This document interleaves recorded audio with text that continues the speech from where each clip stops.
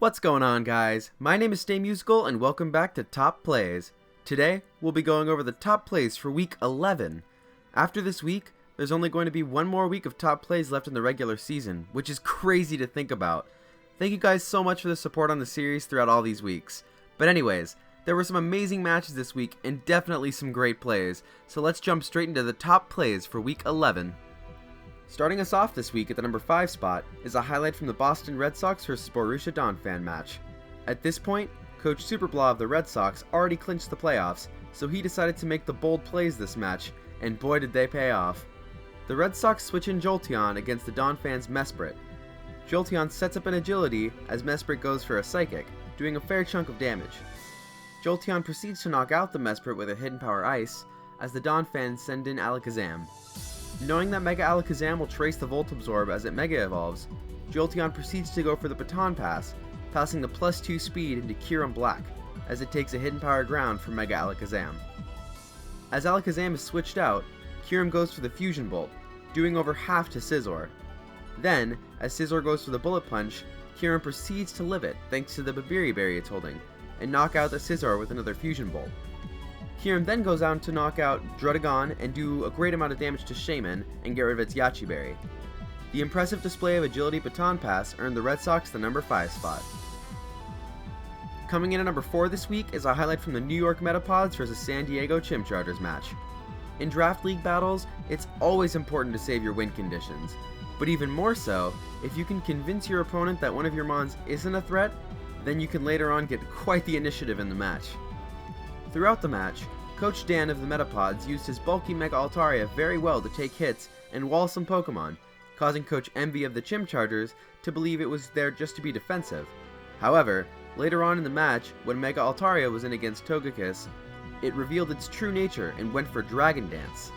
This surprise Dragon Dance from Mega Altaria caught Envy off guard, and Dan was able to afterwards live an Iron Head from Jirachi and knock it out with Earthquake. Mega Altaria then proceeded to knock out Keldeo, Togekiss, Haxorus, and Mega Ampharos. The way Dan utilized the Mega Altaria, bluffing the fully defensive set, earned the number 4 spot this week.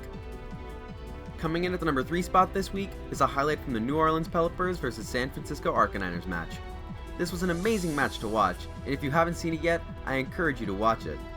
During these battles, if a coach is put into a tough position, they will make some bold plays to try and come back from it, and when they pull it off, it's very impressive. The Arcaniners have in Snorlax against the Pelipper's Miltank. As Miltank heals up with Milk Drink, Snorlax sets up a curse. Snorlax proceeds to sit in front of the Miltank and set up another curse as it takes no damage from Miltank. The Pelippers send in Landorus later to get a big hit off with Superpower, further weakening the Snorlax. Then, the Pelippers proceed to send in Cryogonal. On the Snorlax's Protect, Cryogonal uses Haze, getting rid of the Snorlax's curse boosts. Later on, the Pelippers proceed to bluff the Focus Blast with Reuniclus, and knowing he will protect, switch out to Megalopony to scare him out. The way that John was able to play around the Snorlax and stop it from sweeping his team earned him the number 3 spot this week. Coming in at number 2 this week was a highlight from the Tampa Bay Luxrays vs San Jose Sharpedos match. I only have one thing to say about this match, and it's Substitute Swords Dance Garchomp. Part of the way into the match, the Luxrays send in Garchomp against the Sharpedos Xatu.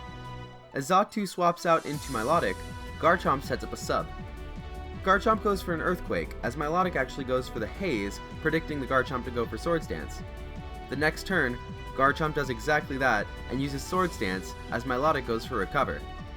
Garchomp proceeds to knock out Milotic with an Earthquake, then Starmie with an Earthquake, and then take an Ice Punch from Sock with his sub, as he knocks it out with an Earthquake as well.